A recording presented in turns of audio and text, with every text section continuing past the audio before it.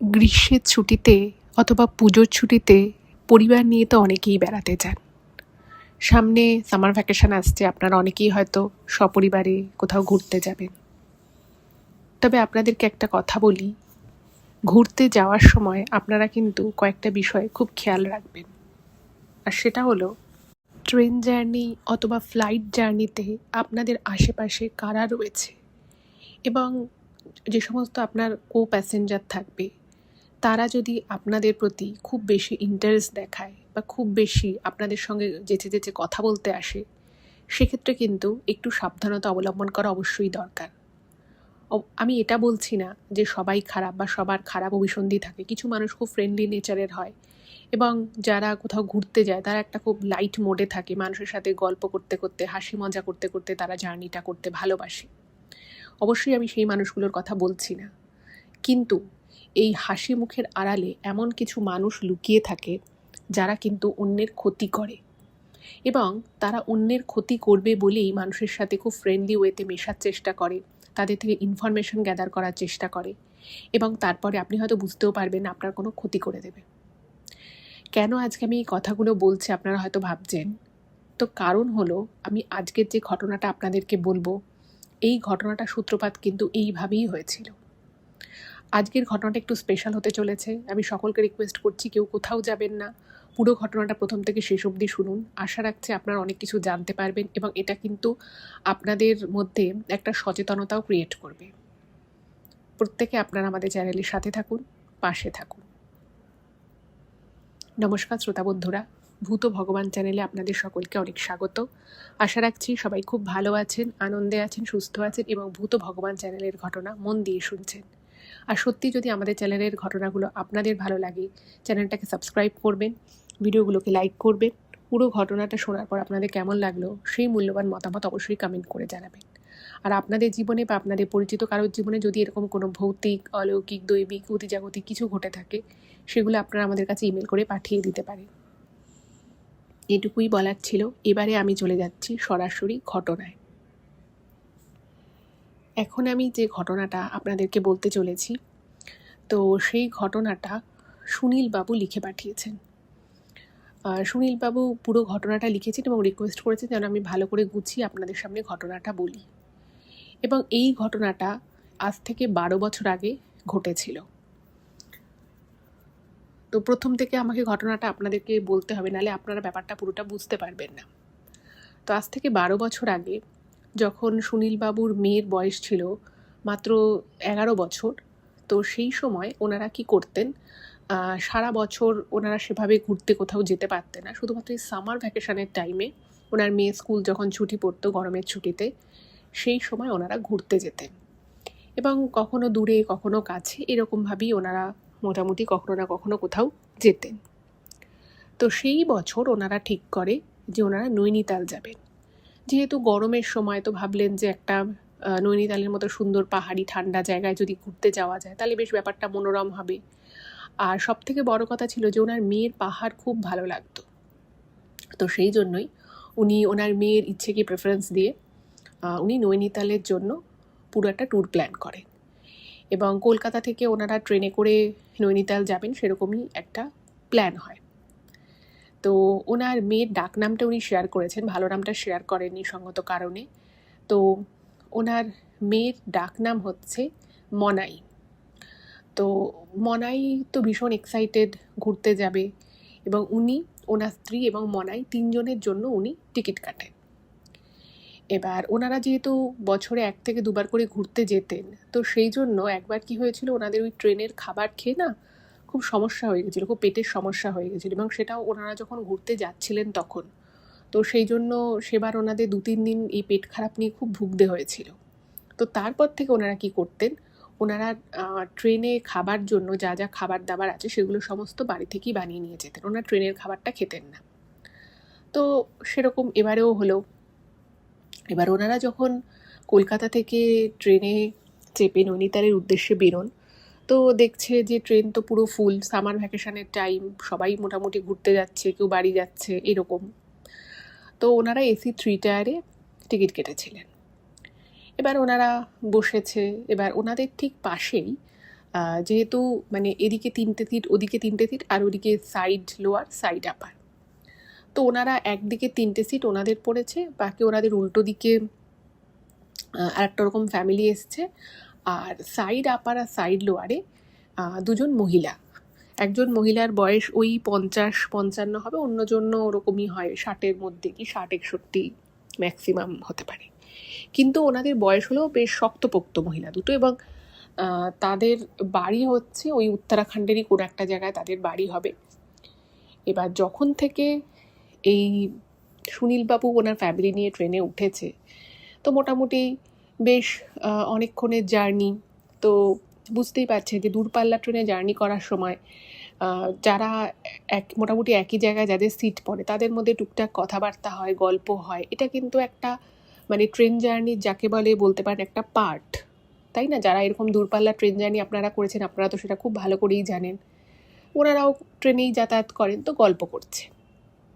এবার প্রথম থেকে ওই যে দুটো বয়স্ক মহিলা ছিলেন, তারা না মানে ওনার মেয়েকে খুব মানে পছন্দ করছিল, যে কি মিষ্টি মেয়ে আপনার।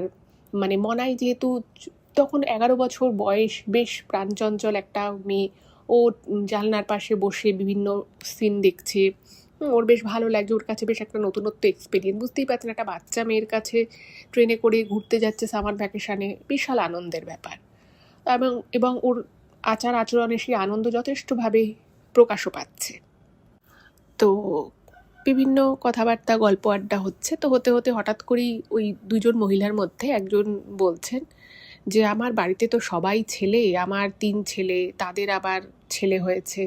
আমার মেয়ের তো খুব শখ ছিল, আমার তো মেয়ে হয়নি, আমার কোনো নাতনিও নেই, তো আমার আপনার মেয়েকে ভীষণ পছন্দ হয়েছে। তো উনি তারপরে বলছে উনি কলকাতার কোথায় থাকেন এই সমস্ত বলছে ওনার আদি বাড়ি হচ্ছে উত্তরাখণ্ডে, উনি সেই বাড়িতেই যাচ্ছেন। তো এরকম টুকটাক গল্প করছে, এবং ওনারা বাড়ি থেকে বিভিন্ন ধরনের ওদের যেরকম আর কি লাড্ডু টাইপের কিছু হয় সেগুলো বানিয়েছে, সবাইকেই দিচ্ছে। তো ওরা প্রথমে ভেবেছে যে খাবে না, ওরা মানে সাধারণত অন্যের দেয়া জিনিসপত্র ওরা কখনোই খেত না। কিন্তু এই মহিলা দুটো এত ভালো কথা বলছে, আর বয়স্ক মহিলা, একটা এজেড 2জন, তো তার প্রতি আর কী বা সন্দেহ থাকবে। এবং ওনাদের সাথে ওনাদের উল্টো দিকে যে 3টে সিট ছিল সেখানেও একটা ফ্যামিলি এসেছে, সেই ফ্যামিলির সাথেও খুব গল্প করছে। এবং সেই ফ্যামিলিতে একজন স্বামী স্ত্রী আর একটা ছেলে আর কি তাদের। সেই ছেলেটা বড়, ছেলেটার বয়স তো 18-19 হবে এরকম।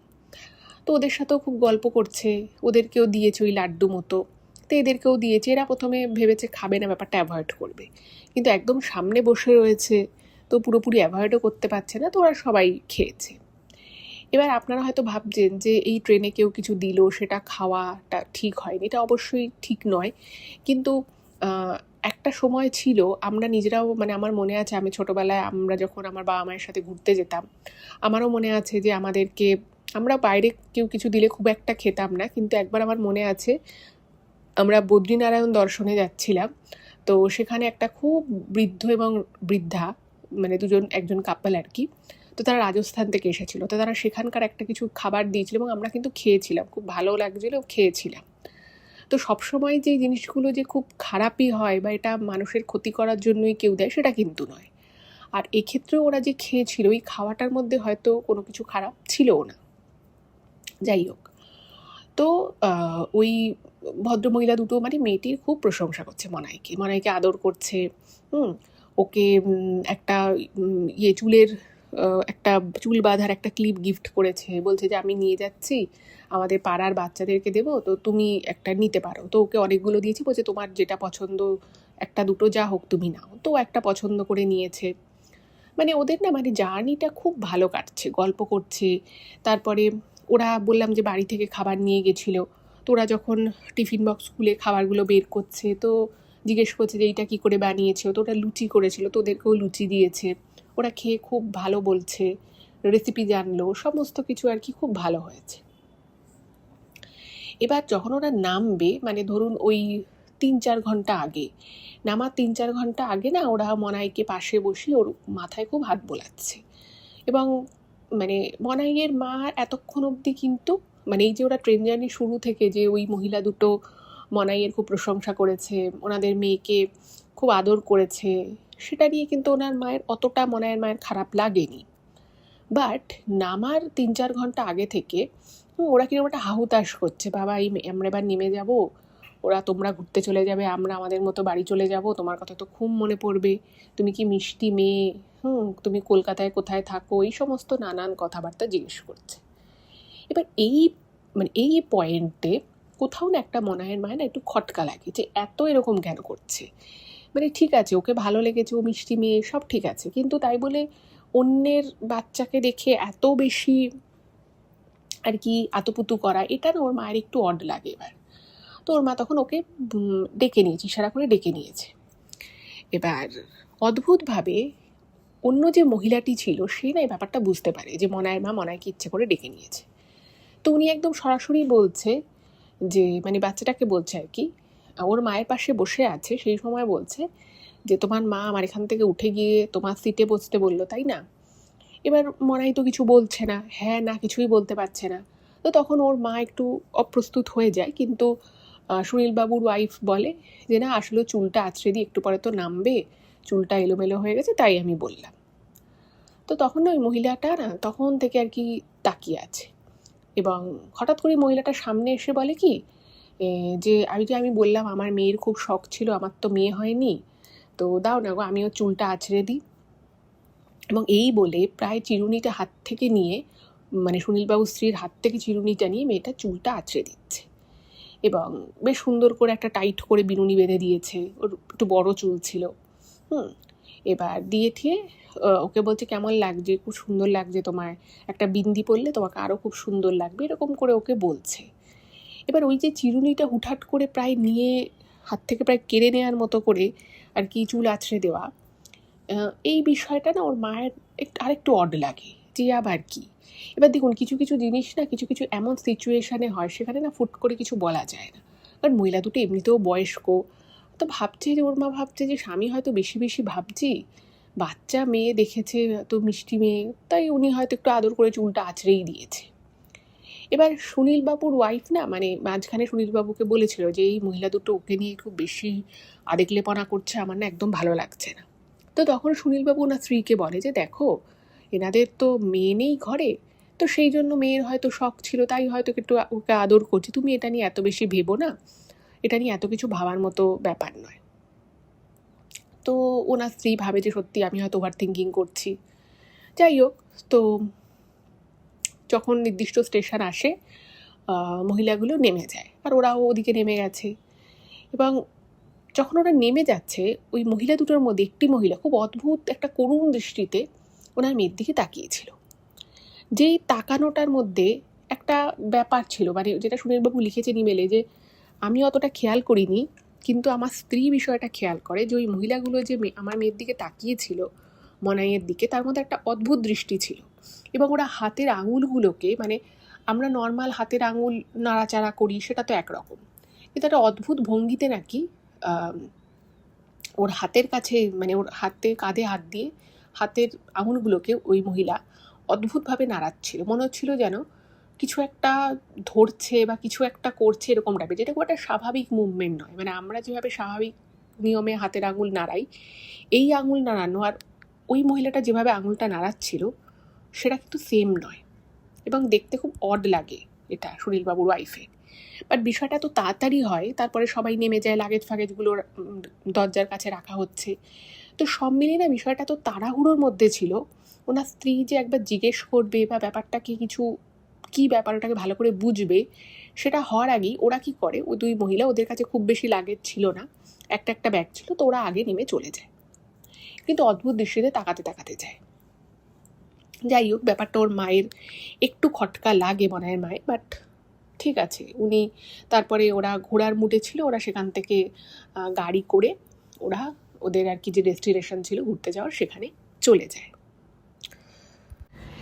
এবারে ওরা যেখানে যায় সেটা হচ্ছে নৈনিতালের আগের একটা জায়গায় ওরা ছিল।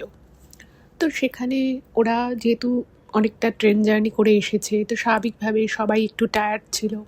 তো ওই জায়গাটা মোটামুটি ওরা ঘোরার পরে ওরা নৈনিতাল আসে।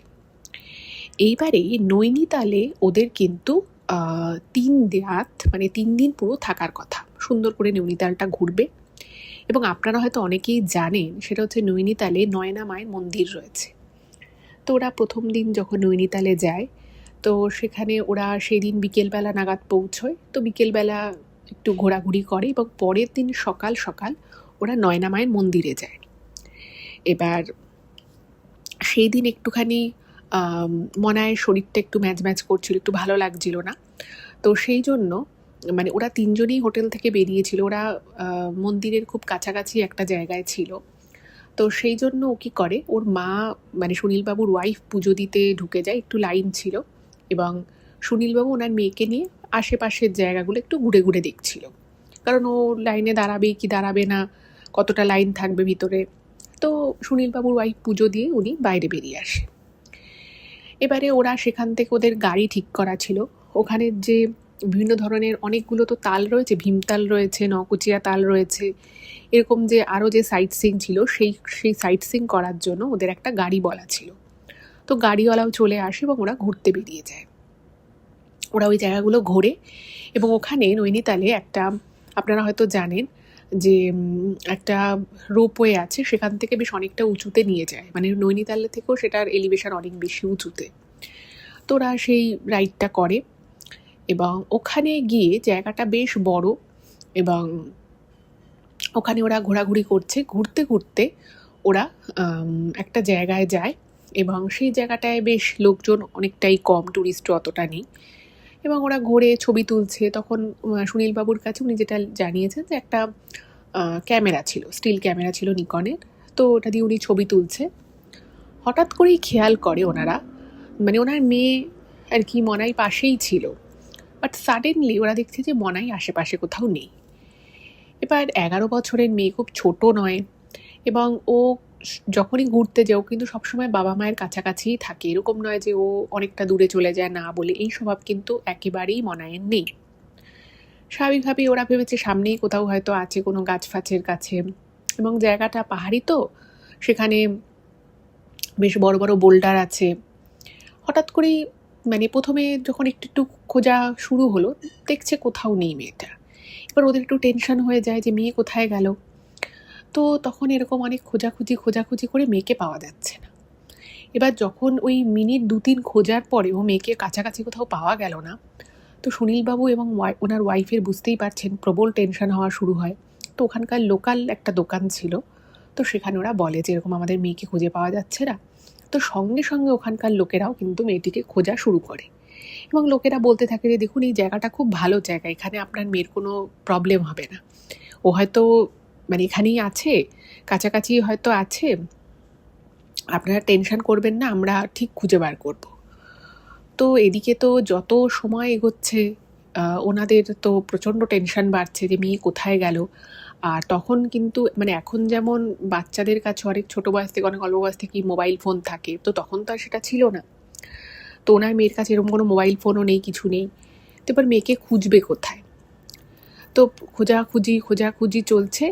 তো খুঁজতে খুঁজতে ওনার মা, মানে আর কি মেয়েটির মা, সুনীলবাবুর ওয়াইফ, দেখে যে মেয়েটা একটা মানে পাহাড়ি জায়গা, তো ওখানে একটা বড় গাছের নিচে কুঁকড়ে বসে আছে, মানে একদম মাথা নিচু করে বসে আছে, এবং ওই জায়গার কাছাকাছি জায়গা দিয়ে কিন্তু ওরা 2-3 বার মেয়েকে খুঁজেছে এবং ওর নাম ধরে রীতিমতো ডেকেছে। এবার ওনার স্ত্রী তো মেয়েকে পেয়ে একদম জড়িয়ে ধরেছে, বলছে কি হয়েছে, তুই এখানে ছিলি, আমরা তোকে কতক্ষণ থেকে খুঁজছি, প্রায় 15-20 মিনিট ধরে মেয়েটাকে খোঁজা চলছে। এবার ভাবুন, একটা জায়গায় আপনি ঘুরতে গেছেন, সেখানে যদি আপনি আপনার বাচ্চাকে খুঁজে না পান এবং 15-20 মিনিট হয়ে যায়, আপনার কি পরিমাণ টেনশন হতে পারে ভাবুন। এবং ওখানকার লোকেরা কিন্তু ভীষণ হেল্প করেছিল। তো লোকেরাও বলছে যে আমি আপনাদেরকে বলেছিলাম না আপনার মেয়ে কোথাও যায়নি, এখানেই আছে। তো ওরা আরও হেল্প করে, ওদেরকে জল খেতে দেয়, মেয়েটাকে ফ্রুট জুস খেতে দেয়, কে বলে যে কি হয়েছিল, তুমি এখানে এরকম করেছিলে কেন? তো সুনীলবাবু জিজ্ঞেস করছে, ওনার ওয়াইফ জিজ্ঞেস করছে, তো ওনার সেভাবে কিছু বলছে না। তো এমনিতে বললাম যে মেয়েটার শরীরটা সকালের দিকে খুব একটা ভালো ছিল না, একটু জ্বর মতো ছিল।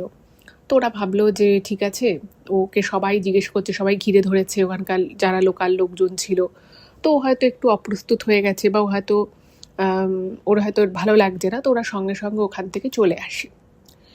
এবার ওখান থেকে চলে এসে হোটেলে চলে এসেছে।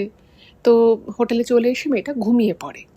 তো সুনীলবাবু বলল যে ঠিক আছে, তুমি আর মেয়েকে ডিস্টার্ব করো না, ও ভালো করে একটু ঘুমোক, ভালো করে ঘুমোক, ও নিজে একদম ফিট হয়ে যাক, তারপরে ওকে আমরা জিজ্ঞেস করবো। আর ওকে জিজ্ঞেস করতে হবে না, ও নিজে থেকেই বলবে। এবার ঘটনা হচ্ছে যে ওইখানে যখন মেয়েটাকে প্রথম দেখা যায়, মেয়েটাকে না দেখে বোঝা যাচ্ছিল যেন ও কিছু একটা দেখে প্রচণ্ড ভয় পেয়েছে, বা কিছু একটা থেকে নিজেকে বাঁচানোর তাগিদে ওরকম করে মাথা মুড়ে একদম, যাকে বলে, ওই গাছের সাথে একদম লেপ্টে ছিল। বাট এটা কিন্তু মানে ওনার এবং ওনার ওয়াইফ দুজনেরই খুব অস্বাভাবিক লাগে যে মেয়ে এভাবে কেন ছিল, এভাবে তো নাও থাকতে পারতো, কারণটা কি। এবার মেয়েটা মোটামুটি 3-4 ঘন্টা ঘুমিয়ে ও ওঠে, এবং ঘুমিয়ে ওঠার পর ওকে দেখে বোঝা যাচ্ছে যে ওর শরীরটা খুব একটা ভালো নেই। তো যাই হোক, তো সুনীলবাবু জিজ্ঞেস করছে যে মা কি খাবি বল, আমি তাহলে খাওয়ার ব্যবস্থা করি, কারণ ডিনারের টাইম হয়ে গেছে। তো যথারীতি মেয়েটি বলে যে আমি কিছু খাবো না, আমার কিছু খেতে ইচ্ছে করছে না। এবার দেখুন, শরীর খারাপ হলে খেতে ইচ্ছে না করাটা খুব একটা অস্বাভাবিক নয়। যাই হোক, তো সুনীলবাবুর ওয়াইফ বলছে যে আচ্ছা তুই আমাকে একটা কথা বলতো, তোর কি হয়েছিল, তুই তো আমাদের সাথেই ছিলি, আর তুই তো কখনো এভাবে না বলে যাস না। তোকে ওখানেও কতবার জিজ্ঞেস করলাম, ওখানের আরও লোকজন জানতে চাইছিল যে তুই ওখানে কেন ছিলি, এবং ওই জায়গা দিয়ে আমরা, মানে ওই জায়গা দিয়ে একদম পাশ দিয়ে আমরা তোকে অনেকবার খুঁজেছি, তোর নাম ধরে ডাকাডাকি হচ্ছিল, তুই সাড়া দিসনি কেন, কি হয়েছিল, কি জন্য তুই ওখানে ওইভাবে ছিলি। তো মেয়েটা না কীরকম একটা, মনে হচ্ছে একটা ঘোরের মধ্যে রয়েছে। তো ও কিছু একটা বলতে চাইছে, বাট বলতে পারছে না বা বোঝাতে পারছে না। তো ও বলে যে মা আমি তোমাদেরকে যদি বলি তোমরা হয়তো অতটা, মানে আমি জানি তুমি বুঝবে না হয়তো, আমি একটা জিনিস দেখেছি, সেটা দেখে আমার খুব ভয় লেগে গেছে। এবার 11 বছরের মেয়ে, বুঝতেই পারছেন, খুব ছোট নয় আবার খুব বড়ও নয়, তো কিছু একটা দিকে ভয় পেতেই পারে, সেটা খুব একটা অস্বাভাবিক বিষয় তো নয়। তোর মা বলছে তুই কী দেখেছিলি, ওখানে তো লোকজন ছিল, হ্যাঁ একটু কম ছিল, আর আমরা তো কাছেই ছিলাম, তুই কখন কি দেখলি। তো তখন বলছে যে আমি একটু ঘুরে ঘুরে দেখছিলাম, তুমি আর বাবা ছবি তুলছিলে, তো আমি হঠাৎ করে দেখি, মানে ওই যে গাছটার সামনে থেকে ওকে দেখা গেছে, তার পাশে একটা মানে জায়গা ছিল, এবং সেখানে বসা যায়, তো ওখানটায় বসে বসে ও দেখছিল। তো হঠাৎ করে ওর মনে হলো কিছু একটা ওই গাছের ফাঁক দিয়ে কিছু একটা আছে। এবার সেটা কি আছে না আছে, খুব, মানে ও তো বেশ প্রাণচঞ্চল একটা মেয়ে, আর এই বয়সে কিউরিয়াসিটিও হাই লেভেলের থাকে। তোর মনে হলো এটা কি। তো এটা কী দেখার জন্য ও কী করে, ওখান থেকে বেরিয়ে ও দেখার চেষ্টা করে ওই গাছটার কাছে গিয়ে। তো সেখানেই হঠাৎ করে ও নাকি, মানে স্কন্দকাটা, মানে গলার উপর থেকে যাকে বলে, মানে মাথাটা নেই এরকম একজনকে নাকি ও দেখে, এবং ওই গাছের ফাঁকে গলার, মানে গলা পোর্শনটা নেই, কাঁধের পর থেকে কিছু, কাঁধের পরে উপরে মাথা, গলা সেরকম কিছুই নেই।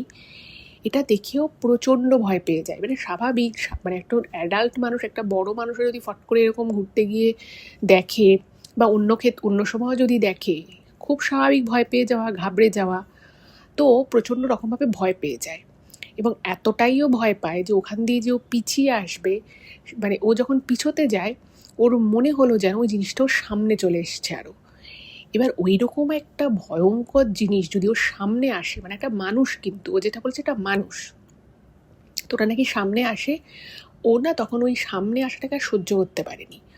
ও কান চেপে মাথা ধরেও ওই গাছের কাছে চোখটা বন্ধ করে বসে পড়ে, এবং ও, মানে ও যেটা, মেয়েটা আর কি, যেটা সুনীলবাবুকে এবং ওনার ওয়াইফকে বলেছিল যে ওইটা ওর, মানে ওর কানের সামনে একটা ভঁ ভঁ করে একটা আওয়াজ হতে থাকে দুই কানের পাশে, এবং ওর এত ভয় লাগে, এবং ও নাকি বুঝতে পারে যে ওই জিনিসটা ওর সামনে চলে এসেছে, একদম ওর সামনে চলে এসেছে, এবং ও স্বাভাবিকভাবেই প্রচণ্ড ভয় লাগে, এবং এই ভয়েতেই ও, মানে কারোর কোনো ডাক শুনতে পায়নি, কারোর কোনো কথা শুনতে পায়নি, এবং ওই জন্যই ও ওইভাবে কান মাথা ঢেকে একদম কুঁকড়ে গিয়ে গাছের সাথে লেপ্টে ও উবু হয়ে বসেছিল। এবং এটাও কতক্ষণ বসেছিল, কী ছিল সেই বিষয়ে ওর কোনো ধারণাই নেই। মানে ওকে যখন জিজ্ঞেস করে যে তুই এরকম কতক্ষণ এভাবে ছিলি, ও কিছু বলতে পারে না, ও বলে আমি জানি না। এবং ওকে যখন বলে যে তুই কখন দেখলি, কীভাবে দেখলি, হঠাৎ করে জিনিসটা কি সামনে এলো, ওনা অত ডিটেলসও বলতে পারছে না, শুধু এটুকু বলে যে ও একটা কিছু নড়তে দেখে এবং সেই জন্য ও যায় পাশে, এবং পাশে গিয়ে দেখে ওই জায়গাটা আর কি গিয়ে দেখে যেরকম একটা যার ঘাড়ের উপর থেকে গলা মাথা কিছু নেই এরকম একটা মানুষের শরীর যাকে বলে ওর সামনে আসে, এবং তারপরে ও পালাতে যায় এবং সামনে দেখো ওটাও সামনে চলে এসছে, ওরকমভাবে বসে পড়ে। এইটুকু বাদে ওরা কিছু মনে নেই এবং মেয়েটি আর কিছু বলতেও পারে না। খুব স্বাভাবিক, একটা এরকম সিচুয়েশনে যদি কোনো মানুষ পড়ে তাহলে মানে আমি তো বলবো মেয়েটি যথেষ্ট সাহসী যে ও সিচুয়েশনটাকে এইভাবে হ্যান্ডেল করেছে। অন্য কেউ হলে হয়তো ভয় অজ্ঞানও হয়ে যেতে পারতো, কোনো বড় মানুষ হলেও। তো এটা শুনে না ওদের খুব অবাক লাগে যে মেয়েটা কী দেখেছে, এবং সুনীলবাবু মানে আর কিছু বলে না, কিন্তু উনি ওনার স্ত্রীকে বলেছিল যে এটা হতে পারে না, ও যেটা বলছে এটা কোনোভাবেই হওয়া সম্ভব নয়, ওটা একটা ট্যুরিস্ট প্লেস, ওখানে এরকম করে কেউ কি ঘুরতে পারে নাকি, আর এটা কি কখনো সম্ভব? তো ওনার স্ত্রী বলে যে দেখো ও তো বলছে এরকম একটা কিছু দেখেছে, তখন বলছে ও নিশ্চয়ই কিছু ভুল দেখেছে, বা হয়তো কোনো মানুষ হয়তো মাথায় কাপড় ঠাপড় দিয়েছিল, ও কি দেখেছে। এবার দেখুন যদি খুব ছোট হতো, মানে যদি ওই 4-5 বছর বয়স হতো, তাহলে না হয় ব্যাপারটাকে উড়িয়ে দেওয়া যেত যে না ও ভুল দেখেছে বা ওর দেখার মধ্যে কিছু ভুল। কিন্তু 11 বছরের একটি মেয়ে, এবং যেই মেয়েটি কিন্তু যথেষ্ট সপ্রতিভ, তার কথাবার্তা যথেষ্ট মিনিংফুল সবসময় সে বলে, সে এতটা ভুল কি করে দেখবে, তাই না?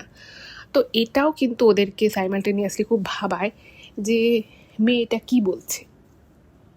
তো তারপরে সুনীলবাবু একবার ভাবছে যে ওদের তো 3 দিন থাকার কথা, তো পরের দিনটাও ভালোই সময় আছে, তো ভাবছে পরের দিন কি সুনীলবাবু একা গিয়ে ওই জায়গাটায় গিয়ে কি কিছু দেখবে।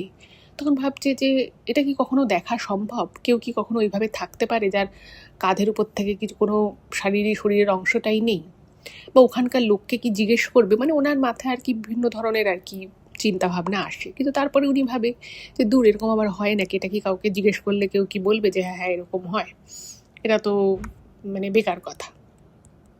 যাই হোক, ব্যাপারটা ওখানেই মিটে গেল, এবং রাতের বেলা ওনার মেয়ে খুব সামান্যই খাওয়া দাওয়া করে এবং ওরা সবাই শুয়ে পড়ে।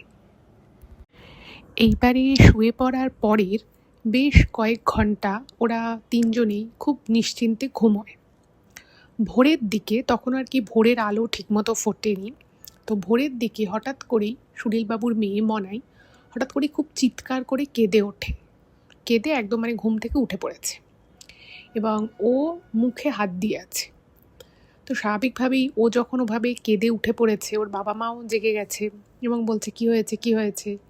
এবার যেহেতু ওর শরীরটা খুব একটা ভালো ছিল না, তো সেই জন্য ওনারাও একটু কনসাস ছিল, বাট ও মুখে হাত দিয়ে আছে কেন, ওর মা বাবা জিজ্ঞেস করে কি তুই মুখে হাত দিয়ে আছিস কেন।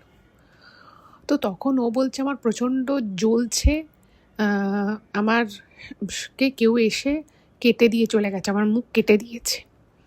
এবার এটা শুনে তো ওর মা বাবা দুজনেই খুব ভয় পেয়ে যায়, খুব ঘাবড়ে যায়। এবার সুনীলবাবু মানে একটু আর কি মেয়ের বিষয়ে যা হয় আর কি, প্রতিটি বাবা মাই প্রচণ্ড আর কি প্রোটেক্টিভ নেচারের হয়, আর সুনীলবাবু ঘুরতে এসে কখনো না এরকম কোনো কিছু ফেস করেনি। তো উনি বলছে যে তুই হাতটা সরা, আমি দেখছি কি হয়েছে, তুই আমাদের দুজনের মাঝখানে শুয়েছিলি, এখানে আর কে আসবে, আমাদের কারোর হাত লেগেছে, আমার হাত বা তোর বাবা মায়ের হাত কি তোর মুখে লেগেছে? ও বলছে না, তোমরা নও, একজন এসেছিল, আমি দেখেছি, সে এসে আমার মুখ কেটে দিয়ে চলে গেছে। এবং এই বলে মেয়েটা প্রচণ্ড কাঁদছে, এবং শুধু কাঁদছে তাই নয়, ও মুখের মধ্যে হাত চাপা দিয়ে রয়েছে, মানে মুখটা ওর লিপের জায়গাটা আর কি, নাকের নিচে ঠোঁটের উপরে ও হাত চাপা দিয়ে কথাগুলো বলছে। এবার ওর মা যত ওর হাতটা সরানোর চেষ্টা করছে, ওর বাবা যত ওর হাতটা সরানোর চেষ্টা করছে, ও তত জোরে জোরে চিৎকার করে করে কাঁদছে। এবার ভেবে দেখুন 11 বছরের একটা মেয়ে, তার তো বোধ বুদ্ধি জ্ঞান যথেষ্ট আছে, এবার সে হঠাৎ করে যদি এরকম একটা কথা বলে, তাহলে বাবা মায়ের একটা স্বাভাবিকভাবেই একটা চিন্তা হয় যে মেয়ে এসব কী বলছে, এভাবে মুখে হাত দিয়ে কাঁদছে কেন। তো অনেক বলা বোঝানোর পরে মেয়েটা যখন ওর হাতটা যখন ওর মুখের সামনে থেকে সরানো হলো, মানে সুনীলবাবু লিখেছেন যে আমি এবং আমার স্ত্রী দুজনে হতভম্ব হয়ে গেছি যে নাকের নিচ থেকে 3টে চেরা দাগ একদম ওর ঠোঁট কভার করে, মানে upper lip and lower lip cover করে থুতনি অবধি প্রায় চলে এসেছে, এবং 3টে শার্প দাগ। এবং যদি ধরে নেওয়া যায় যে সুনীলবাবুর ওয়াইফ একটু সামান্য একটু বড় নখ রাখেন ডান হাতে, বলছে যে ওর হাতও যদি লাগে তাহলেও এইভাবে 3টা আঁচড়ের মতো দাগ পড়া সম্ভব নয়। এবং ওনার মেয়ের হাতে কোনো নেলস নেই, এবং ওনার স্ত্রী বা ওনার মেয়ে কেউই, অনেক সময় হয় না যে ক্লিপ লাগিয়ে চুলে অনেকে ঘুমিয়ে পড়ে, তো হেয়ার ক্লিপটা খুলে গিয়েও অনেক সময় দাগ আঁচড় লেগে যেতে পারে। বাট ওনার মেয়ে বা ওনার স্ত্রী কেউই কিন্তু এই ধরনের কোনো হেয়ার ক্লিপ দিয়ে মাথায় শোয়নি। ইভেন খাটে যেখানে ওনার মেয়ে শুয়েছিল সেখানে এমন কোনো কিছু ছিল না যেখান থেকে ওই আঁচড়ের দাগটা লাগতে পারে। তাহলে ভাবুন বিষয়টা কতটা অদ্ভুত এবং বেশ ভয়ের। এবং এটা দেখার সাথে সাথে ওনারা সবসময় একটা মানে ছোট ব্যাগ পাউচ আর কি ওনারা ফার্স্ট এড কিট হিসেবে ক্যারি করতেন ঘুরতে গিয়ে। তো ওষুধ ওনার কাছে ছিল, সঙ্গে সঙ্গে উনি একটা মলম ওনার মেয়ের ওই ঠোঁটের নিচ দিয়ে ঠোঁটটাকে পুরো কভার করে লাগিয়ে দেন, এবং মেয়েটা খুব কাঁদছে। তো তখন মানে ওনার স্ত্রী বলছে এটা কী করে হলো, তখন বলছে কেউ এসেছিল, এসে আমাকে এরকম করে আঁচড় কেটে দিয়ে চলে গেছে, আঁচড় দিয়ে চলে গেছে। তো ওনার স্ত্রী বলছেন, উনি বলছে যে তুই এসব কী বলছিস, কীভাবে লাগলো সেটা তুই বুঝতে পারিস সেটা ঠিক আছে, কিন্তু কেউ এসেছিল এটা তুই কী করে বলছিস, আমরা 3জনে এই হোটেলে শুয়ে আছি, তুই আমাদের মাঝখানে শুয়ে আছিস, কে কী করে আসবে, আর এলো কেউ ঘরে ঢুকলো আমরা কেউ টের পাবো না, এটা কি কখনো হয়?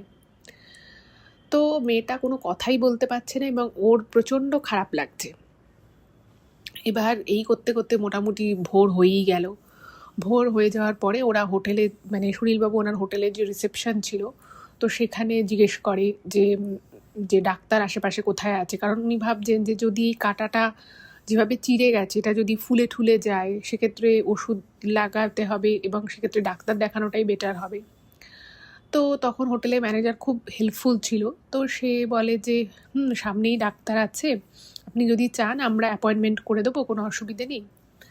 তো তখন সুনীলবাবু আর কি হোটেলের রিসেপশনে বলে ম্যানেজারকে যে আচ্ছা আপনাদের রুমের ভিতরে কি কিছু প্রবলেম আছে, মানে কোনো অনেক সময় হয় না যে বেড়াল ঠেড়াল ঢুকে যায়, যদিও ঢোকার মতো কোনো জায়গা ছিল না, তবুও উনি বলছেন যে এরকমভাবে আমার মেয়ের এরকম আঁচড় কেটেছে, আপনাদের রুমে কি কিছু এরকম ঢুকেছে বা ঢোকে? তো মানে ওই ম্যানেজার যিনি ছিলেন তিনি এবং আরেকজন স্টাফ তারা ওনার মেয়েকে দেখতে আসে রুমে, তারাও দেখে অবাক হয়ে গেছে, বলছে না এরকম তো এভাবে আঁচড় দেওয়ার মতো রুমে কিছু কি করে ঢুকবে, আর রুমে যদি কিছু ঢুকতো সব থেকে বড় কথা সেটা হচ্ছে তাহলে সুনীলবাবু বা ওনার ওয়াইফ দুজনের মধ্যে একজন কেউ দেখতে পেত, মানে ওনাদের দুজনের মাঝখানে ওনার মেয়ে শুয়ে আছে, সেক্ষেত্রে এরকম একটা কিছু মানে হয়ে যাবে আর ওনারা কেউ টের পাবে না, এটাও তো খুব একটা স্বাভাবিক বিষয় নয়, তাই না? তো ওনারাও বুঝলো যে এই প্রশ্নের আর ম্যানেজার কি উত্তর দেবে। উনি বললেন না না দেখুন এরকম কোনো বিষয় নেই, হয়তো হতে পারে যে খুব বেশি হলে কোনো টিকটিকি ঢুকতে পারে, কিন্তু তার বেশি আর কি ঢুকবে। এবার এই বিষয় নিয়ে মানে আর তর্ক ঝগড়া করার তো কোনো জায়গা নেই। তো ওনারা কি করলো, ওই দিনই বিকেলবেলা একজন মানে মোটামুটি ওই ওষুধটা দেওয়াতে একটু একটু শুকনো শুরু হয়েছিল, কিন্তু ভাবলো যে এখনও ওদের ট্যুর বাকি আছে, তো এখানে যখন ভালো ডাক্তার পাওয়া গেছে তো ডাক্তারকে একবার দেখিয়ে নেওয়া যাক। তো ডাক্তারের কাছে নিয়ে যায়, ডাক্তারবাবু তখনকার মতো একটা অ্যান্টিবায়োটিক দিয়ে দেয় যাতে ওখান থেকে কোনো ইনফেকশন না হয়, আর একটা অয়েনমেন্ট দেয়। এবং ডাক্তারকে যখন জিজ্ঞেস করে যে এটা কিসের আঁচড় লেগেছে বলতে পারবেন, তো উনি বললেন যে কোনো ধারালো কিছু দিয়ে আঁচড় লেগেছে এবং পাশগুলো হালকা হালকা ফোলা শুরু হয়েছে, মানে বেশ আর কি ইনফেকশন হয়ে যেতেও পারে। তো উনি বললেন যে অ্যান্টিবায়োটিকটা খেলে আর এই ওষুধটা লাগালে এটা নিয়ে কোনো বাড়াবাড়ি হবে না। তো ওরা বলল ঠিক আছে। এবার যাই হোক মেয়েটার ওই মুখের জায়গাটা ওই রকমভাবে কেটে গেছে, আঁচড় লেগেছে, দেখতেও মেয়েটা নিজেরই নিজেকে দেখতে একটু অড লাগছে, তোর মাঝে মধ্যে কান্নাকাটি করছে মেয়েটা, একদম তোর মন খারাপ। তো ওর মা কী করেছে যাতে ওর একটু স্বস্তি লাগে, তো সেই জন্য একটা স্কার্ফ নিয়ে, যেহেতু ঠান্ডার জায়গা তো একটা স্কার্ফ নিয়ে বলেছে যে তুই হালকা করে মুখের সামনেটা দিয়ে ঘোর, কারণ মেয়েটার মনে হচ্ছিল যে ওর ছবিগুলো ভালো আসবে না, লোকে দেখবে, যা হয় আর কি যে কোনো মানুষের, ও তো হয় ছোট, কোনো বড় মানুষের সাথে এটা হলেও তারও হয়তো সেমই, হয়তো না অবশ্যই তারও খারাপ লাগবে, তারও সেমই রিয়াকশান হবে। তো ওরকম স্কার্ফ দিয়েও পরের দিনটা মোটামুটি ওরা ঘুরলো, কিন্তু ওদের 3জনেরই মন মেজাজ ভীষণ রকমের খারাপ ছিল। যাই হোক, তো ওরা মোটামুটি নৈনিতালটা ঘোরা হলো। নৈনিতাল ঘোরার পরে ওদের যেখানটা আর কি যাওয়ার কথা ছিল সেটা হচ্ছে কৌশানী। এবার কৌশানী যখন ওরা যায় নৈনিতাল থেকে, তো তখন আর কি ওদের ওই গাড়ি একটা বলাই ছিল। তো হঠাৎ করেই ওরা যখন গাড়ি করে যাচ্ছে, হঠাৎই মানে ওনার মেয়ে মনাই, মানে গাড়িটা চলন্ত গাড়ি কিন্তু, হ্যাঁ, মনাই বলে যে মা ওই দেখো ওই আন্টি দুটো এখান দিয়ে হেঁটে হেঁটে যাচ্ছে রাস্তা দিয়ে। এবার তখন মানে ওনার স্ত্রী বলছে যে আন্টি দুটো মানে বলছে ওই যে ট্রেনের যে দুটো আন্টি ছিল না, ওই আন্টি দুটো এখান দিয়ে হেঁটে হেঁটে যাচ্ছে। তো এরা যে স্টেশনে নেমেছে ওরাও সেই স্টেশনে নেমেছিল এবং ওরা উত্তরাখণ্ডেরই। এবার এটা তো খুব অস্বাভাবিক নয় না যে ওদেরকে রাস্তাঘাটে দেখা যেতে পারে, এটা তো মানে হতে পারে না বা হওয়াটা অসম্ভব কিছু তা নয়। তোর মা বললো আচ্ছা ঠিক আছে। এবার ওরা ওখানে পৌঁছয়। এবার ওইখানে ওদের 2 দিন ঘোরার কথা। তো ওষুধ লাগিয়েছে এবং ওষুধ লাগানোর কিন্তু 1.5 দিনের মাথায় জায়গাটা কিন্তু ভালো রকমভাবে শুকিয়ে গেছে এবং ঠোঁটের জায়গাটা হালকা হালকা, যেহেতু ঠোঁটের চামড়াটা অনেক বেশি নরম হয়, তো ওই জায়গাটা একটু ছিল কিন্তু মোটামুটি শুকিয়ে গেছে। এবার হঠাৎ করেই পরের দিন আর কি ওরা যিনি পৌঁছয় তার পরের দিন রাতের বেলা মেয়েটা না কিছুতেই ঘুম আসছে না। তো সারাদিন ঘোরাঘুরি হয়েছে, টায়ার্ড সবাই। তো মানে সুনীলবাবু আর ওনার ওয়াইফ বারবার বলছে যে ঘুমিয়ে পড়। তো মেয়েটা বলছে আমার ঘুমোতে ভালো লাগছে না, আমার ঘুম আসছে না। তো তখন কি করছে ওদের কিছু আর কি, মেয়েটা কি করে, মেয়েটা বই পড়তে খুব ভালোবাসে, তো 2টো বই নিয়ে এসেছিল ওর সাথে। তো ঘুরতে গিয়েও কোনোদিনই পড়ে না অ্যাকচুয়ালি, মেয়েটা বই পড়ে হচ্ছে ও যখন ট্রেন জার্নি করে তখন ওই সময়টা বই পড়ে। ও কী করে মানে বাঙ্কে উঠে যায় ট্রেনে, তো সেখানে ও বই পড়ে। তো বলছে আমি একটু বই পড়ে তারপরে শোবো। তো তারপরে ভাবলো যে ঠিক আছে, মেয়ে যখন বই পড়তে চাইছে বই পড়ুক। তো বই ঠই পড়ে মোটামুটি ওই 12টা নাগাদ ওর বাবা মায়ের মাঝখানে এসে শুয়ে পড়ে। এবং ও যখন শোয় তখন কিন্তু সুনীলবাবুর ঘুমটা ভেঙে গেছিল। উনি উঠে আবার একটু জল টল খেয়ে আবার শুয়ে পড়ে। ঠিক 2:30-3টে নাগাদ হঠাৎ করেই মেয়েটা ওর বাবাকে ডাকছে, মানে প্রথমে সুনীলবাবুকে ডেকেছে যে বাবা দেখো ওই মানে ওই যে রুমটায় ওরা ছিল বিশাল বড় একটা রুম, আর সেই রুমের একপাশে একটা বড় ড্রেসিং টেবিল, মানে কাঠের পুরো একটা আলমারির সাথে একটা ড্রেসিং টেবিল ছিল। তো সুনীলবাবুকে ডাকছে, ডেকে বলছে যে দেখো ওই আন্টিটা এখানে দাঁড়িয়ে রয়েছে। তো ওর বাবা মানে সুনীলবাবু ঘুম থেকে উঠে বলছে যে কী হয়েছে, বলছে আস্তে কথা বলো, ওই দেখো দাঁড়িয়ে রয়েছে। তখন উনি না কিচ্ছু দেখতে পাচ্ছে না যথারীতি। উনি বলছেন কে দাঁড়িয়ে রয়েছে, বলছে ওই যে তুমি আস্তে কথা বলো, তুমি দেখো ওইভাবে দাঁড়িয়ে রয়েছে। আর রুমটা যেহেতু অনেকটা বড়, মানে ওদের খাটটা থেকে ওই ড্রেসিং টেবিলটার ডিস্টেন্স ধরুন ওই 7-8 ফুট হবে, এত বড়। তো সুনীলবাবু কিছুই দেখতে পাচ্ছে না যথারীতি। তার ঘরে কিন্তু একটা লাইটও জ্বলছে, হালকা লাইট জ্বলছে। সুনীলবাবুর না মানে প্রচণ্ড ভয় লাগছে, মানে মেয়ে এরকম কেন বলছে, হঠাৎ করে মেয়ের কী হলো, এইটা ভেবে ওনার খুব ভয় লাগছিল। তো তখন সুনীলবাবু বলছে যে মানে উনি আর কি নিজেকে একটু সামলে নেন। উনি বলছেন যে দাঁড়া, আমি ঘরে লাইট জ্বালাচ্ছি, তুই আমার সাথে এখানে এসে দেখ কেউ আছে কি না। এবং ওনার মেয়ে তখন ওনার হাতটা চেপে বলছে বাবা তুমি লাইটটা জ্বালিও না কিন্তু খুব রেগে যাবে, তোমাকেও আঁচড় দেবে, তুমি একদম সামনে যেও না। মানে মেয়েটা প্রচণ্ড ভয় পাচ্ছে।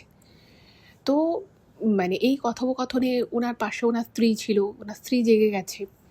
তো সেও উঠে বলছে যে কী হয়েছে। তখন সুনীলবাবু বলছে দেখো না, ওরকম বলছে যে ওখানটায় ওই আন্টিটা দাঁড়িয়ে রয়েছে, ট্রেনের যে আন্টিটা ছিল সেই আন্টিটা দাঁড়িয়ে রয়েছে। তো সুনীলবাবু তখন বলছে যে না, ভয়কে সবসময় জয় করতে হয়, কখনো ভয় পেতে নেই। এই বলে উনি উঠে লাইটটা জ্বালানোর পরে মেয়েটা তো মানে চোখ বন্ধ করে ফেলেছে। তো লাইটটা যখন জ্বালিয়েছে, লাইটটা জ্বালানোর পরে সুনীলবাবুর ওয়াইফ মানে মনাইকে বলছে দেখ তুই শুধু ভুল ভাবছিস, তুই স্বপ্ন দেখছিলি, দেখ এখানে কেউ নেই, এখানে কেউ থাকবে কি করে, দরজা জানলা সব বন্ধ, কি করে কেউ থাকবে, আর ওই আন্টিটা আছে তো তার বাড়িতে, এই আন্টিটা এখানে কি করবে। এবারে যাই হোক, মেয়েটাকে একটু সান্ত্বনা দেওয়া হলো এবং ওকে ভালো করে বোঝানো হলো যে এইভাবে শুধু ভয় পেতে নেই, ভয় পেলে মানুষ দুর্বল হয়ে যায়, এরকম যা হয় আর কি, বাবা মায়েরা যতটা পারে ছেলে মেয়েদেরকে স্ট্রেনথেন করার চেষ্টা করে।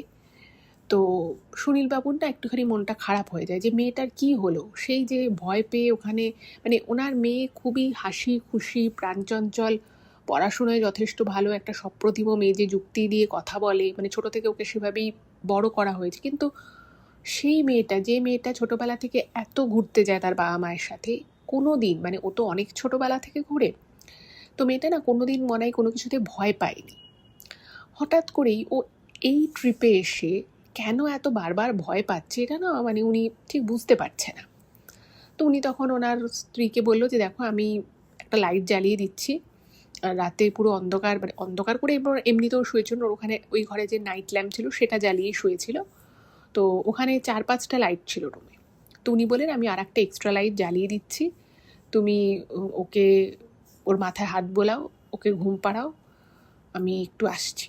তো উনি কী করেছে, ওনাদের রুমের বাইরে একটা কমন লম্বা, মানে কি বারান্দা মতো ছিল, মানে একটা কমন লম্বা প্যাসেজ বারান্দা মতো, তার পাশে 3টে রুম, মানে ওই টোটাল হোটেলটায় টোটাল ছিল 6টা রুম, ফার্স্ট ফ্লোরে 3টে, সেকেন্ড ফ্লোরে 3টে, তো ওরা সেকেন্ড ফ্লোরে ছিল। এবার উনি একটুখানি বারান্দাটার মধ্যে পায়চারি করছে আর ভাবছে যে কী এমন হলো এই ট্রিপে, সব কিছু প্রথম থেকে এত ভালো হলো, এত মজা করতে করতে আমরা ট্রেনে এলাম, কিন্তু মেয়ে নৈনিতাল আসার পরেই ওর কেন এই সমস্যাটা হচ্ছে, মানে এটা না ওনাকে খুব ভাবিয়ে তোলে আর কি।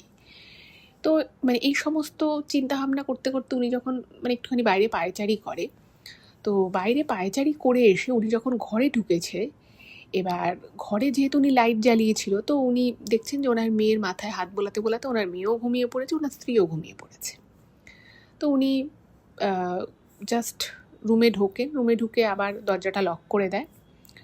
লক করে দিয়ে উনি না মানে একবার ওনার জাস্ট মনে হলো যে মেয়ে যেখানটা বলছে যে দাঁড়িয়েছিল সেখানটায়, মানে ওই দরজা দিয়ে ঢুকে উনি ওই যেখানটা ওই ড্রেসিং টেবিলটা রয়েছে কাঠের, সেখানটা উনি একবার মনে হলো যে একবার দাঁড়াই। ও কী এমন দেখলো, এখানে কি কোনো ছায়া পড়ছে কোনো কিছু বা কিছু। উনি যখন ওটা দাঁড়িয়েছে, উনি সেখানে না একটা জিনিস দেখেন, যে জিনিসটা উনি যখন এর আগে লাইটটা জ্বালিয়েছিল তখন খেয়াল করেননি, বা তখন হয়তো খুব সম্ভব ছিলই না। তো কী জিনিস সেটা?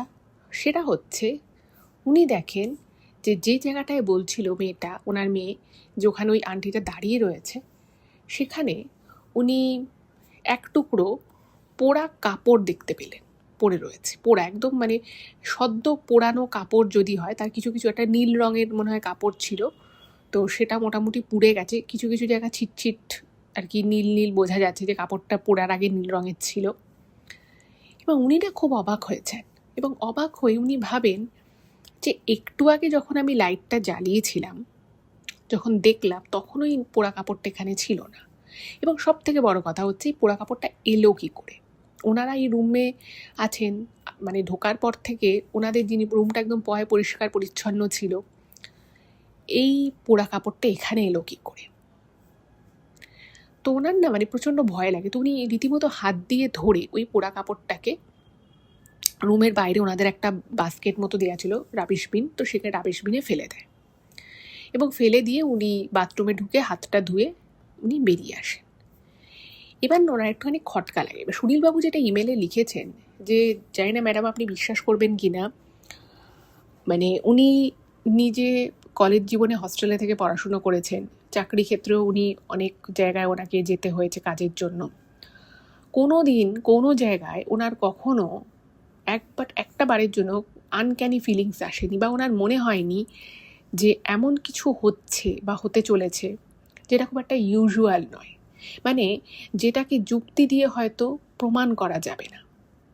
প্রথমবারের জন্য ওনার মনটা খুব খটকা লাগে, যেটা কি হচ্ছে, যে মেয়ে এত হাসি খুশি, এত ইন্টেলিজেন্ট, সেই মেয়ে হঠাৎ করে বারবার ভয় পাচ্ছে।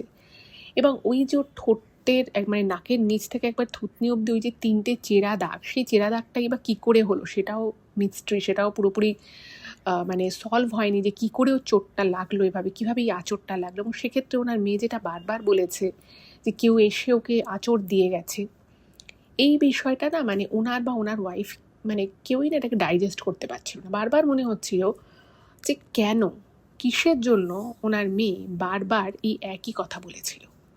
আর এই যে এখন উনি একটা পোড়া কাপড়ের টুকরো পেলেন, এই কাপড়ের টুকরোটা কোথা থেকে এলো, এইটা একটা বিশাল বড় প্রশ্ন ওনার মনেও এলো। কিন্তু ওই যে বলে যে প্রশ্ন তো মানুষের মনে আসে, কিন্তু সেটার উত্তর খুঁজে পাওয়াটা কিন্তু অতটা সহজ হয় না। যাই হোক, পরের দিন সকালবেলা ওনাদের আরও ঘোরার কথা, কিন্তু পরের দিন সকাল থেকে ওনার মেয়ের ধুম জ্বর, মানে প্রচণ্ড জ্বর। যাই হোক, আবার সেখানে ডাক্তারের খোঁজ করা হলো, ডাক্তার দেখানো হলো, এবং পুরো সারাটা দিন ওনাদের এই করেই যায়। কারণ পাহাড়ি জায়গা, বুঝতেই পারছেন, ওখানে তার অত ডাক্তার নেই। আর যে সমস্ত ডাক্তাররা থাকে তারা সরকারি হাসপাতালে পরিষেবা দেয়, তো ওরা অনেকটা দূরে গিয়ে একটা হাসপাতালেই ডাক্তারকে দেখানো হলো। তো ডাক্তারবাবু ওষুধ দিলেন এবং বললেন যে ওকে একটু রেস্টে থাকতে হবে। যাই হোক, এরপরেও ওনাদের আরও 2 দিন ট্যুরের বাকি ছিল, ওনারা কোথাও ঘুরতে যায়নি, ওনারা রুমেই, হোটেলেই ছিলেন, যেহেতু হোটেলটা বুকিং ছিল। তো খুব মানে ওনারা এতদিন ধরে যে এত ঘুরেছেন, এই প্রথম ওনাদের এরকম একটা ট্যুর হলো যেখানে ওনাদের পুরো ট্যুরটাই যাকে বলে এরকম একটা স্ট্রেসফুল একটা কন্ডিশনে চলে গেল। ঠিকমতো ঘোরাও হলো না। মেয়েটার, সবথেকে বড় কথা, মেয়েটার যে এরকম কেন অবস্থা হলো সেটা কিন্তু মানে বোঝা গেল না। এবং ওই যে ডাক্তারবাবু ওই চুলে যাওয়ার জন্য যে ওষুধ দিয়েছিল, সেই ওষুধে কিন্তু ওটা শুকিয়েও গেছে। তাহলে জ্বরটা কেন এলো সেটা কিন্তু বোঝা যাচ্ছে না। কারণ অনেক সময় ইনফেকশন থেকে জ্বর আসে, কিন্তু ওইটার থেকে ইনফেকশন হওয়ার আর কোনো চান্স নেই। যাই হোক, ওনারা যেদিন আবার ওনাদের ফেরার ট্রেন ছিল, সেদিন ওনার মেয়ের জ্বর অনেকটাই কমে গেছে, কিন্তু খুব দুর্বল। আর মেয়েটা কীরকম না, চুপচাপ হয়ে গেছে, মানে একটু আওয়াজ হলেই ভয় পেয়ে যাচ্ছে, একটু জোরে দরজা খুললেই ওর কেঁপে উঠছে, যেটা কিন্তু ওনার মেয়ে মনায়ের চরিত্রের সাথে একেবারে যায় না। ওনারা কোনো রকমে ট্যুরটাকে কমপ্লিট করে বাড়ি ফিরলেন, এবং বাড়ি ফেরার পরে সুনীলবাবুর ওয়াইফ ওনাকে বলে যে দেখো, আমার না মেয়ের এই ব্যাপারগুলো না ভালো ঠেকছে না। মেয়েটা কেন যে এরকম কথাবার্তা বলছে, ও তো কখনো আগে এরকম করেনি, কখনো তো আগে এরকম ওকে দেখিনি, হঠাৎ করে মেয়েটার কি হলো যে ও এরকম করছে। এইবারে বাড়িতে আসার পরে সুনীলবাবু যেটা জানিয়েছেন যে ওনার ঠিক পাশের বাড়িটাই হচ্ছে ওনার ভাইয়ের বাড়ি। মানে ওনাদের ওই মানে একটা বড় প্লট ছিল ওনার দাদুর কেনা, তো ওনার যারা ওই সম্পত্তির উত্তরাধিকার ছিল তারা সব ওই প্লটের উপরেই যে যার নিজের ভাগে বাড়ি বানিয়েছে। তো বাড়িতে আসার পরে ওনার ভাইয়ের যে ছেলে মেয়ে, এক ছেলে এক মেয়ে, তো তাদের সাথে দেখা, বাড়ির সকলের সাথে দেখা সাক্ষাৎ, কথাবার্তায় মেয়েটা মোটামুটি যতটাও ডিপ্রেস ছিল, যতটাও মন খারাপ ছিল, সেই জায়গা থেকে মনে হলো যেন মেয়েটা একটুখানি স্বাভাবিক আছে।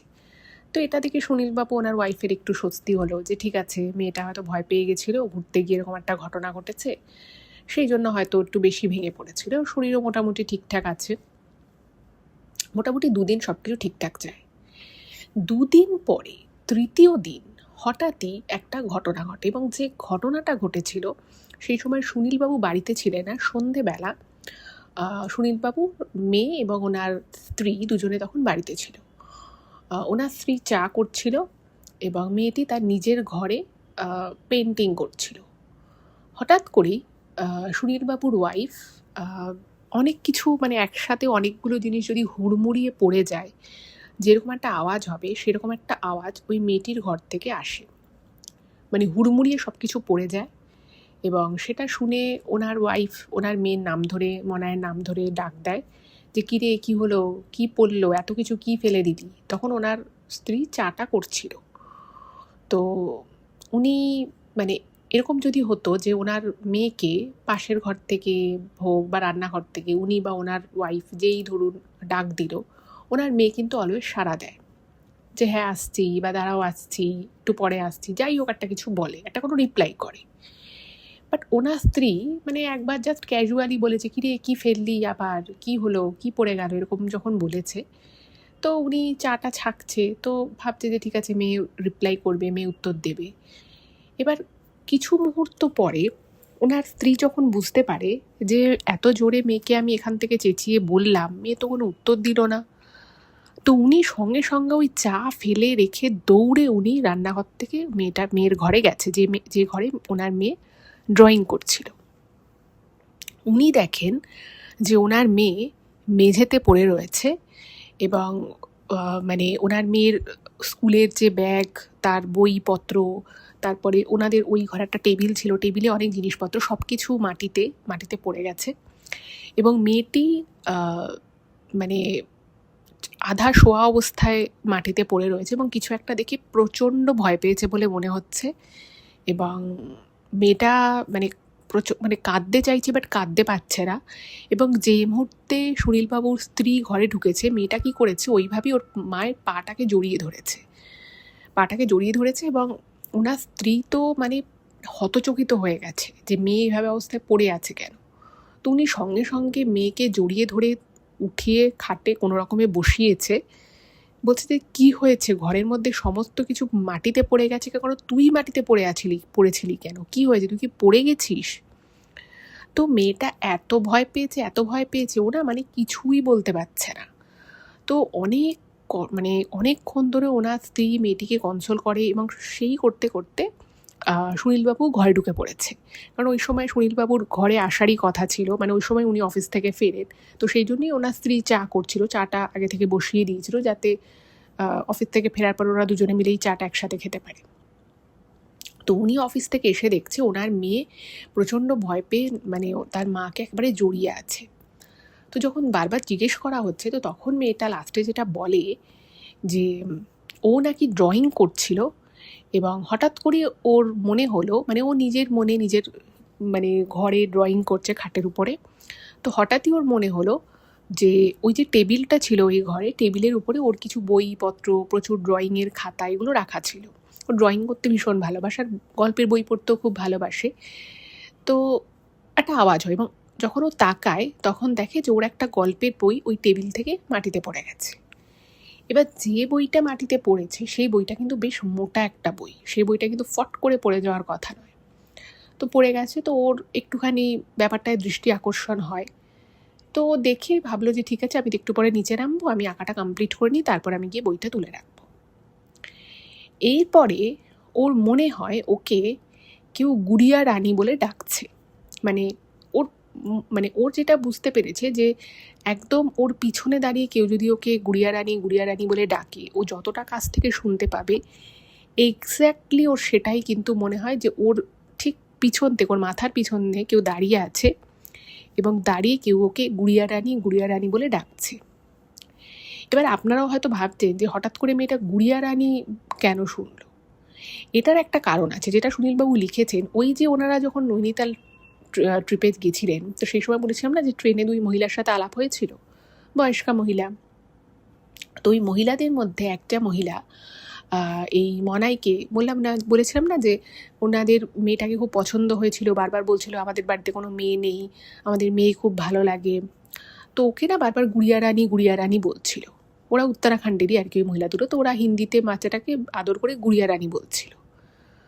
তো যে মুহূর্তে ও ড্রয়িং করতে করতে ওই গুড়িয়া রানী কথাটা শোনে, যে ঠিক ওর মাথার পিছন থেকে মনে হলো যেন কেউ ওকে ডাকছে, স্বাভাবিকভাবেই ও মানে ওর ড্রয়িং করা বন্ধ করে ও ফট করে পিছনের দিকে তাকায় এবং ও দেখে কিচ্ছু নেই। এবং তখনই ওর একটা ভয় লাগা শুরু হয়। তো তখন কি করে, ভাবে যে না আমার খুব ভয় লাগছে। ও মানে ওই ড্রয়িংয়ের খাতাটাকে বন্ধ করে ও খাট থেকে নামতে যায়।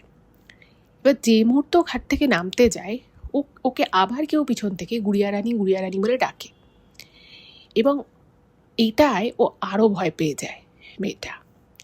এবং তারপরে ও যখন সাহস নিয়ে, যেহেতু নিজের বাড়ি, একটু সাহস ওর অর্জন হয়েছে এবং ততদিন ওর শরীরটাও একটু ভালো হয়েছে, তো ও যখন আবার পিছন দিকে তাকিয়েছে, ও দেখে একটা বীভৎস দৃশ্য। সেটা হচ্ছে যে ওই যে মহিলা দুজন ছিল তার মধ্যে একটি মহিলা রানী কালারের একটা শাড়ি পরেছিল, রানী কালারের সাথে নীল রঙের পাড় দেওয়া একটা শাড়ি পরেছিল। এবং উনি মানে মেয়েটা নাকি নিজের চোখে দেখেছে যে ওরকম শাড়ি পরে ওই মহিলাই, যে মহিলাটি ওই ট্রেনে দেখেছিল, সেই ওকে গুড়িয়া রানী বলে ডাকছে, একদম ওর ঘরে ওর খাটের পাশে দাঁড়িয়ে রয়েছে।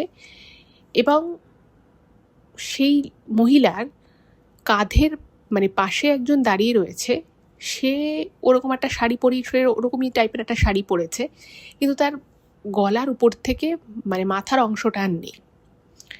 এবং ওই যে কেউ গুড়িয়া রানী বলে যে পাশে যে মহিলাটা রানী কালারের শাড়ি পরে, নারিয়া নীল রঙের পাড়ের শাড়ি পরে ডাকছে, তার পুরো শাড়িটা কীরকম যেন পোড়া পোড়া দাগ, মনে হচ্ছে যেন কোনো একটা পোড়া শাড়ি বা ধাবড়া পুড়ে গেছে জায়গায় জায়গায়, এরকম একটা পোড়া শাড়ি পরে দাঁড়িয়ে রয়েছে এবং ওকে অদ্ভুতভাবে ওই গুড়িয়া রানী বলে ডাকছে। ওই দৃশ্য দেখে মেয়েটা মানে প্রচণ্ড ভয় পায় এবং সঙ্গে সঙ্গে ও কি করে, ও মানে বুঝতে না পেরে, মানে কী করবে কিছু বুঝতে পারছে না, ওর কিংকর্তব্য বিমূঢ় হয়ে গেছে। তো ও নামতে যায় খাট থেকে এবং কি করে, ও চাদরটাকে না, মানে খাটের উপরে যে চাদরটা পাতা ছিল, বেডশিটটা, সেটাকে মানে একটা কোণা ধরে ও ছুঁড়ে দেওয়ার চেষ্টা করে ওই মহিলাগুলোর দিকে। ফলে খাটের উপরে যা যা ছিল সব পড়ে যায় এবং তারপরে ও যখন নামতে যায় তো টেবিলের দিকেও হাত দেয়, মানে টেবিলটাকে ও আর কি একটু ভর দেওয়ার, একটুখানি মানে চাপ দেওয়ার চেষ্টা করে, কারণ ওর তখন আর দৌড়তেও পারছে না। তো ওর ভরটা টেবিলটা মানে একটুখানি ডিসব্যালেন্সড হয়ে যায় এবং টেবিলের উপরে যা যা ছিল সব কিছু পড়ে যায় এবং ওর এতটাই ভয় লাগে, ও তখন আর চোখ মেলে ওদের দিকে তাকানোর সাহস পায়নি, কিন্তু ওরা বুঝতে পারে, মেয়েটি বুঝতে পারে যে ওরা তখনও ওইখানেই ওর ওই ঘরেই দাঁড়িয়ে রয়েছে এবং ওই জিনিসগুলো যেহেতু মাটিতে পড়ে যায় এবং সেই শব্দটাই ওর মা রান্নাঘর থেকে পেয়েছিল, ও নিজে ডিসব্যালেন্সড হয়ে ওখানে পড়ে যায় এবং পড়ে যাওয়ার পরে ওর আর কিছু মনে নেই, শুধু ওই গুড়িয়া রানী কথাটা ওর কানের মধ্যে বারবার বাজছে এবং সেই সময় ওর মা, মানে ওই জিনিসগুলো পড়ার শব্দতেই ওর মা আর কি চিৎকার করে ওকে বলে এবং তার কয়েক সেকেন্ড পরই কিন্তু সুনীলবাবুর ওয়াইফ ঘরে ঢুকে পড়ে এবং ঘরে ঢোকার পরে মানে মেয়েটি বুঝতে পারে যে ওই জিনিস, যে ওই মহিলা দুটো আর ওই ঘরে নেই, যেহেতু ওর মা ঢুকে গেছে আর ঘরে নেই। তো এই কথাটা যখন শোনে তখন সুনীলবাবুর ওয়াইফের মনে হয় যে না, কোথাও না কোথাও কিছু না কিছু একটা গণ্ডগোল তো হচ্ছে, কারণ উনি ওনার মেয়েকে মানে খুব ভালো মতো জানেন, চেনেন। ওনার মেয়ে এতটাও ছোট নয় বা এতটাও ভীতু নয় যে একটা সামান্য জিনিসে এতটাও ভয় পাবে। আর ওনার মেয়ের সাথে যেগুলো প্রথম দিন থেকে ঘটছে সেই প্রত্যেকটাই কিন্তু খুব অস্বাভাবিক। আর মেয়েটি যেটা দেখেছে, ও বারবার বলে যে দেখো আমি যেটা দেখেছি সেটা আমি কিছু ভুল দেখিনি, তোমরা এটা ভেবো না যে আমি ভুল বলছি বা আমার দেখার মধ্যে বা মানে আমি যেটা তোমাদেরকে বলছি সেটা কিছু একটা ভয় পেয়ে বলছি, আমি সত্যিই দেখেছি। এবার সত্যি কথা বলতে যেটা সুনীলবাবু এবং ওনার ওই দুজনেই বুঝতে পারেন যে ওনার মেয়ে আর যেও কোনো কিছু ভুল বলছে না, আর এই সব কিছু সূত্রপাত ওই মহিলা দুটো, সেটাও কিন্তু ওরা বুঝতে পারে, কারণ ওই মহিলা দুটো খুব অস্বাভাবিকভাবে মানে হয় না যে আমরা হয়তো কারোর সাথে আমাদের পরিচয় হলো, আলাপ হলো, তারা হয়তো খুব মিশুকে, সেটা হতে পারে, কিন্তু মানে একটা লেভেল যাওয়ার পরে সেটা বাড়াবাড়ি পর্যায়ে যাচ্ছে কি যাচ্ছে না সেটাও কিন্তু বোঝা যায়। এক্ষেত্রে কিন্তু সুনীলবাবুর ওয়াইফের কিন্তু বেশ কয়েকবার খটকা লেগেছিল এই মহিলা দুটোর উপরে ট্রেনে থাকাকালীনই, যে একটু বেশি করছে। ঠিক আছে, বাড়িতে মেয়ে নেই তো কী হয়েছে, আশেপাশে আত্মীয় স্বজন কারোর না কারোর তো মেয়ে আছে, উনি তাদেরকে নিয়ে আহ্লাদ করুক। একটা ট্রেনে যাচ্ছে, চিনি না জানি না, তারা একটা মেয়েকে নিয়ে এরকম কেন করছে। এবার সঙ্গে সঙ্গে সুনীলবাবুর ওয়াইফ একটা কাজ করে, সেটা হচ্ছে ওই যে বলেছিলাম যে ট্রেনে মেয়েটাকে চুড়ি দিয়েছিল, তো মেয়েটা কী করেছিল, ওর তো সাজতে বেশ ভালো লাগতো, বাচ্চা মেয়ে, 11 বছর বয়স, আমরাও সেই বয়সে সাজগোজ পছন্দই করতাম, ইভেন এখনও পছন্দ করি। তো ও কী করেছিল, চুড়িটা পরেছিল। ওর মা সঙ্গে সঙ্গে মানে এই ঘটনাটা যখন হয়, উনি মেয়ের হাত থেকে ওই চুড়িগুলো খুলে নিয়ে একদম পাক্কা মেরে রাস্তার ওপারে ফেলে দেয় এবং উনি মেয়েকে বলে যে চ তুই এখন স্নান করবি। তখন সুনীলবাবু বলছে তুমি ওকে স্নান করাবে কেন এখন? বলছে না, এই মহিলাগুলোই নিশ্চয়ই কিছু একটা ব্যাপার তো হয়েছে, কিছু নিশ্চয়ই ওকে করেছে, বারবার খালি ওকে গুড়িয়া রানী বলে বলে বারবার ওর মাথায় হাত দিচ্ছিল, ওর চুলে হাত দিচ্ছিল, আমার থেকে চিরুনি কেড়ে নিয়ে ওর চুল আঁচড়ালো। আমার তখনই একটু বাড়াবাড়ি মতো মনে হয়েছে এবং আজকে যে আমাদের মেয়ের সাথে এই জিনিসগুলো ঘটছে, আমাদের মেয়ে যে ঘুরতে যাওয়া থেকে শুরু করে এই বাড়িতে আসা অবধি, আজকের দিন অবধি যে এতটা কষ্ট পাচ্ছে, আমি একদম নিশ্চিত যে ওই মহিলাগুলোই কিছু না কিছু করেছিল। আর আজকে মেয়ে বলছে ওই মহিলা দুটোকেই দেখেছে, ওকে গুড়িয়া রানী বলে ডাকছিল, এখান থেকে পুরোটা প্রমাণ হয়েই গেল। এবার দেখুন, একটা বাড়িতে যখন একটা এরকম ঘটনা ঘটে, একটা পরিবারে যখন এরকম একটা ঘটনা ঘটে, তখন না অনেক কিছু হয়তো মাথায় আসে, কিন্তু কোনটা আদতে সঠিক সেটা কিন্তু বোঝাটা অতটাও সহজ হয় না। এবং এক্ষেত্রে যখন সুনীলবাবুকে ওনার ওয়াইফ এই কথাগুলো বলল, কোথাও না কোথাও সুনীলবাবুরও মনে হলো যে ওই মহিলা দুটো ছাড়া আর এমন কোনো অস্বাভাবিক কোনো রিজন নেই যার জন্য তাদের মেয়ে এই ধরনের আচরণ করবে। কারণ ওনার মেয়ে ভীষণ রকমভাবে ভীষণই আর কি প্রাণোচ্ছল একটা মেয়ে। এভাবে কথায় কথায় ভয় পেয়ে যাওয়া, আর এবং ওর সাথে যা যা ঘটছে সেগুলো সত্যিই কোনো রিজন নেই। যেভাবে ওর মানে নাকের নিচ থেকে থুতনি অবধি কেটে গেছিলো, সেটা কি করে কাটলো এবং কেনই বা কাটলো, সে প্রশ্নের উত্তরও কিন্তু ওনাদের কারোর কাছে নেই। তো ওর চুড়ি ফুড়িগুলো খুলিয়ে ওকে মানে স্নান টান করিয়েছে মেয়েটাকে। তো সুনীলবাবুর মানে স্ত্রীনা বলছে যে মানে উনি রীতিমতো কাঁদছে, বলছে যে আমি মেয়েকে এইটা থেকে কী করে বার করব। তো তখন সুনীলবাবু বললো যে ঠিক আছে, তুমি চিন্তা করো না, আমরা কালকেই আমি ছুটি নেব দরকার হলে অফিসে, আমরা কালকে আমাদের মেয়েকে নিয়ে, মানে ওনার একজন কালিগ ছিল অফিসে, তো তিনি রিটায়ার করে গেছে, তো ওনার দাদা খুব বড় একজন, মানে যারা ওই গুনতে পারে বা যারা মানুষের মানে কোনো সমস্যা হলে তারা হয়তো টাকা পয়সার জন্য কোনো প্রতিকার দেয় তা নয়, কিন্তু তার আর কি এই বিষয় নিয়ে চর্চা আছে। বলছে যে আমি ওনাকে ফোন করছি, ওর দাদারকে যদি আমরা একবার আমার মেয়েটাকে নিয়ে দেখাতে পারি তাহলে বিষয়টা খুব ভালো হবে। তো সঙ্গে সঙ্গে সুনীলবাবু তো ওনার সেই কালিগকে ফোন করে। তো উনি বলেন যে তোমার দাদার কথা তো শুনেছিলাম, মানে হয় না যে আমরা এক এক সময় হয়তো কারোর কথা শুনি, কিন্তু সেই সময় হয়তো আমরা বুঝতেও পারি না যে সেই মানুষটাকেই হয়তো আমাদের কোনো দিন কোনো প্রয়োজনে যোগাযোগ করতে হতে পারে। তো সুনীলবাবুও কোনোদিনও ভাবেননি যে ওনার ফ্যামিলিতে ওনার নিজের মেয়ের সাথে এরকম কোনো ঘটনা ঘটবে। তো ভগবানের আশীর্বাদ মাথার উপরে ছিল। তো উনি বলেন যে হ্যাঁ ঠিক আছে, আমার দাদা বাড়িতে থাকবে, তো তুমি মেয়েকে নিয়ে এসো। তো পরের দিন বিকেলবেলা ওনারা মেয়েকে নিয়ে যায়, এবং মেয়েটি মানে ওই জিনিস দেখার পরে ও স্বাভাবিকভাবে বুঝতেই পারছেন যে এরকম একটা জিনিস যদি একটা ওইটুকু মেয়ে দেখে, 11 বছরের মেয়ে, তার কি আর মানসিক স্বাস্থ্য ঠিক থাকে? তো উনি দেখেন, উনি দেখে বলেন যে খুব ভালো সময়ে তোমরা নিয়ে এসেছো, তোমার মেয়ের উপরে খুব মানে খুবই খারাপ একটা কুনজর আছে। মানে উনি বলছেন যে একটা মানে যারা এগুলো নিয়ে চর্চা করে তারা এগুলো ভালো বলতে পারে। উনি বলছেন যে একটা কালো ছায়া কিন্তু ওর সাথে রয়েছে। এই কালো ছায়াটা ওর থেকে যদি কাটানো না যায় তাহলে কিন্তু ওর সমস্যা দিন দিন বাড়বে এবং ওর শরীর স্বাস্থ্যও ভেঙে যাবে। তো উনি বলেন যে কিচ্ছু দরকার নেই, আমি একটা শুধু মন্ত্র বলবো, সেটা মানে মা দুর্গারই একটা গুহ্য মন্ত্র। বলছে এই মন্ত্রটা আপনার মেয়েকে 10 বার অন্তত দিনে পাঠ করতে হবে, খুব পয় পরিষ্কার থাকতে হবে, ওর ঘরও যেন পয় পরিষ্কার থাকে, ঘরে সকাল সন্ধে ধূপ দিতে হবে। আর উনি বলেন যে আপনার আর কিছু করার দরকার নেই। আর একটা জিনিস সেটা হচ্ছে মেয়েকে কিছুদিন সন্ধ্যের পরে একা বাইরে বার করবেন, যদি একান্ত বেরোতেই হয় আপনারা কেউ থাকবেন। তো ওই মন্ত্র উনি ওই মেয়ে প্রত্যেক দিন ওই 10-12 বার করে পাঠ করতো, খুব পরিষ্কার করে থাকতো, আর সন্ধ্যের পরে মেয়েকে আর বের করতে হতো। তারপরে আস্তে আস্তে হঠাৎ মানে নিজে থেকেই ওনার মেয়ের সমস্ত এই প্রবলেমগুলো কেটে যায়। এবং উনি বলেন যে মানে ওরা যেটা সন্দেহ করছিল সেটাই ঠিক, ওই মহিলা দুটো যে ট্রেনে যাচ্ছিল তাদেরই কিছু একটা ব্যাপার থাকবে।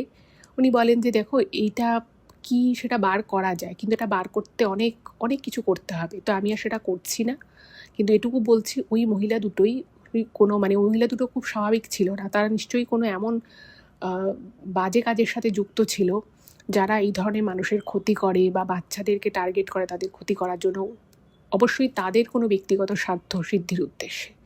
তো বলেছিল যে এটা মানে মানুষের চুল দিয়ে করে ওরা, ওই যে চুল আঁচড়াচ্ছিল আর ওকে যে ওই যে মানে চুল আঁচড়ে দেবে আদর করে যে চুল আঁচড়াচ্ছিল, তারপরে উনি চিরুনিটা ফেরত দিয়েছিল। এবার যেটা হয় বাচ্চাদেরও চুল আঁচড়ালে একটা দুটো হেয়ার ফল হতেই পারে, তো সেই চুল দিয়েই হয়তো খুব সম্ভবই খারাপ ক্রিয়াটা করেছিল। বাট তারপর থেকে আর কোনোদিন কোনো সমস্যা হয়নি, কিন্তু ওনার মেয়ে আজও সেই মন্ত্র কিন্তু প্রত্যেক দিন 10 বার করে পাঠ করে, খুব ভালো আছে, আর কোনো সমস্যা হয়নি। তো এটাই ছিল ঘটনা। কেমন লাগলো জানাবেন, ভালো লাগলে প্লিজ চ্যানেলটাকে সাবস্ক্রাইব করে ভিডিওগুলো একটু সকলের সাথে শেয়ার করে দেবেন। খুব ভালো থাকবেন, দেখা হবে আবার পরের এপিসোডে। নমস্কার।